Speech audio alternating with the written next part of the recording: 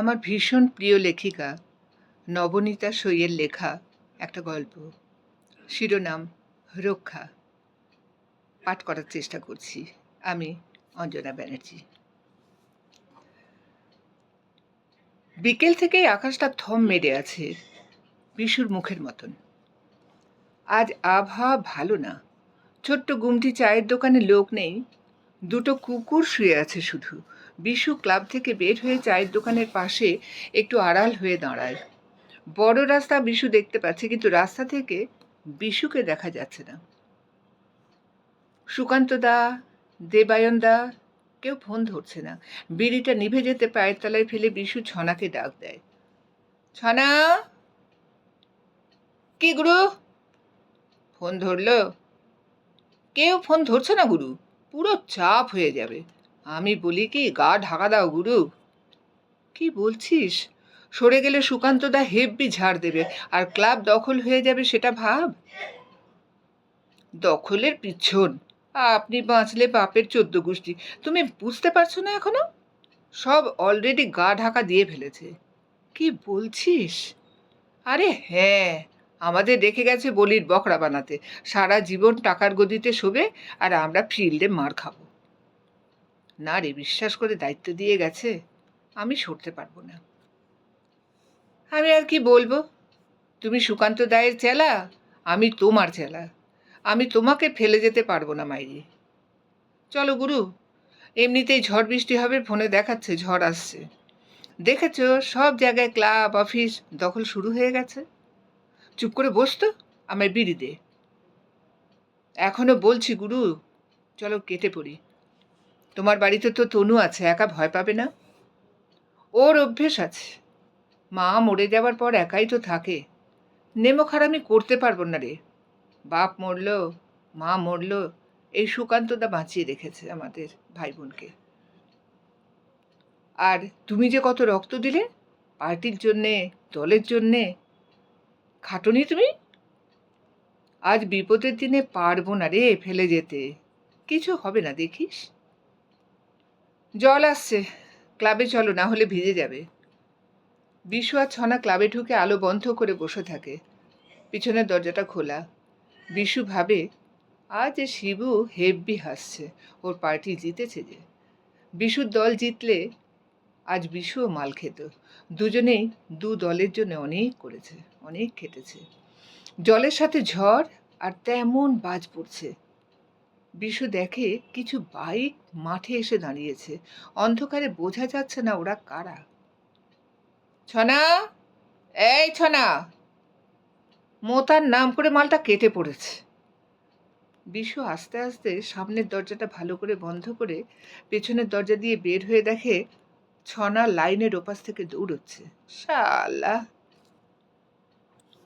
সামনে ক্লাবের গ্রিলে তখন দুম দুম করে লাঠির আওয়াজ হচ্ছে। বিশুর বুক শুকিয়ে খটখটে হয়ে গেছে। আগবাজ না ভেবে বিশু পেছনের ডোবার পাশের বড় সিঁড়ির গাছটার গোড়ার পেছনে লুকায়। ততক্ষণে ওরা ঢুকে গেছে ক্লাবে। আলো নেই, তবুও বিদ্যুতের ঝলকানিতে বোঝা যাচ্ছে বেশ কজন ক্লাবে ঢুকেছে। বিশু আস্তে আস্তে পেছন ফিরে হাঁটতে শুরু করে।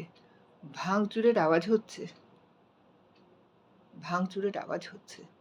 যা হোক, বিশুকে লাইন টপকে হেদো রামবাগানে ঢুকতে হবে, ঢুকতেই হবে।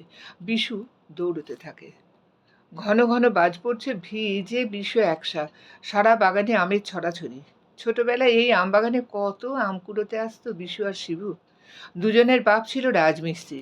শিবুরা 3 ভাই, আর বিশুরা 2 ভাই বোন। বিশুর বাপ মরে গেল 3 তলা থেকে পড়ে গিয়ে। সেই থেকে বিশু ঢুকলো পার্টির কাজে, আর শুরু হলো শিবু আর বিশুর কাজিয়া। কত ভালো বন্ধু ছিল। সেবার শিবুর ভাইটাকে মারলো সুকান্ত দায়ের লোকেরা। বিশু ছিল না তখন, থাকলে মারতো দিত না। শত হলেও ছোটবেলায় কত কোলে নিয়েছে। সেই থেকে যেন শত্রু হয়ে গেল শিবু। মুখ দেখা দেখি বন্ধ হয়ে গেল। ঝড়টা কমেছে, কিন্তু বাজের মাঝে মাঝে শব্দ হচ্ছে, আর তুমুল বৃষ্টি। আজ রক্ষা পেলে বোনকে নিয়ে চলে যাবে বিশু অন্য কোথাও, আর ঝামেলা গন্ডগোলে থাকবে না। হাত পা সব কাঁপছে বিশুর, ঠান্ডায় না ভয়ে কে জানে। মৃত্যুকে অনেক সময় অনেক কাছ থেকে দেখেছে বিশু, তবুও নিজের ঘাড়ের কাছে যখন মৃত্যু শ্বাস নেয় তখন বোঝা যায় ভয় জিনিসটা কি। কার যেন ডাক শুনল, পেছন ফিরে দেখে টর্চ হাতে কে আসছে। বিশু ভয়ে মোটা আম গাছটার গোড়ায় বসে পড়ে। বিশুর নাম নিয়েই তো ডাকছে কেউ। আজ তাহলে বিশুর রক্ষা নেই। মাকে খুব মনে পড়ছে বিশুর। সব সময় বলতো, পড়াশোনাটা ভালো করে কর। কত চেষ্টা করে কত কষ্ট করে তো উচ্চ মাধ্যমিকটা পাশ করেছিল বিশু। কোনো কাজ পেয়েছিল? তারপর তো মা মরেই গেল। আলোটা কাছে আসছে। বিশু দুবার ঠাকুরের নাম করলো। আজ হয়তো তার শেষ দিন। এই বাগানে কত লাশ পড়েছে, কত ছেলের, আজ তারও পড়বে। এই বিশু, শালা শুনতে পাস না? কে কে? শিবু? শালা চুপ করে বসে থাক, তোকে পেলে হেব্বি মার দেবে। আমি তোকে খোঁজার নাম করে এসেছি। আমি ভেবেছিলাম, হ্যাঁ বে, আসছিলাম তোদের ক্লাব দখল করে শিক্ষা দিতে। কিন্তু তোর বোন তনু আমায় ফোন করলো, বলল দাদা বাড়ি ফেরেনি। খুব কান্নাকাটি করছিল, বলল বৃষ্টিতে ঝড়ে কোথায় আছে, সারাদিন বাড়ি যাসনি। যা, চুপচাপ বাগান ঘুরে বেচার গলি দিয়ে আমাদের বাড়িতে চলে যা। তোদের বাড়ি? হ্যাঁ, তনু আমাদের বাড়িতে আছে। কেউ আজকের দিনে মেয়েটাকে একা বাড়িতে ফেলে রাখে? শোন রে, তুই আমার দুশ্মন, তোর দল দুশ্মন, কিন্তু তোর বোন ছোটবেলায় কত রাখি পরিয়েছে রে। পারলাম না বোনটাকে কষ্ট দিতে। আজ আমাদের বাড়িতে থাক, কাল ভোরে দুজন কিছুদিনের জন্য সরে যাস। ফোন করিস, আবহাওয়া ভালো হলে চলে আসিস। কিন্তু সুকান্তদা? ধুর তোর সুকান্তদা, কখন জামা পাল্টে আমাদের দাদাদের ফোন করা শুরু করে দিয়েছে। সব গিরগিটি, মার খাওয়ানোর জন্য তোদের সামনে রেখে দিয়েছে। পার্টি দল সব ভালো, কিন্তু তার জন্য ছোটবেলার বন্ধুদের শত্রু করা ভালো না। আমার ভাইটাকে বিশ্বাস কর শিবু, বিষ্ণুকে আমি মারিনি। প্রতিবাদ তো করিসনি, করতে পারতি। বাদ দে, যা আমাদের বাড়িতে চলে যা, কদিন গা ঢাকা দিয়ে দেখবি সব ঠিক হয়ে যাবে। ওরা যদি ধরে? কেউ আসবে না, সব ক্লাবে আনন্দ করছে ডিজে বাজিয়ে। বৃষ্টিটা ধরেছে, কেউ আসার আগে চলে যা।